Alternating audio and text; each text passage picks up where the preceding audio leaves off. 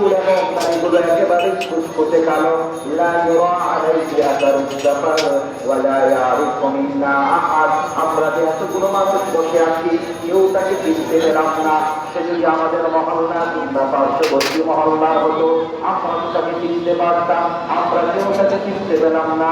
এবং ওই ব্যক্তির সূরত এত সুন্দর, এত সুন্দর, সে যে সফর করে কোথাও থেকে এসেছে এটাও তাকে দেখে বোঝা যাচ্ছে না।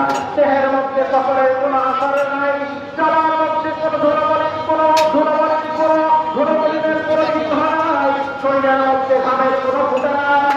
সাহাবী হযরত উমর বলেন, এমন একজন ব্যক্তি আগমন করলেন, দেখে বোঝা যাচ্ছে না যে সে আমাদের সমাজে, আবার তার একটু লক্ষ্য করে বোঝা যাচ্ছে না কোথাও থেকে সফর করে এসেছে।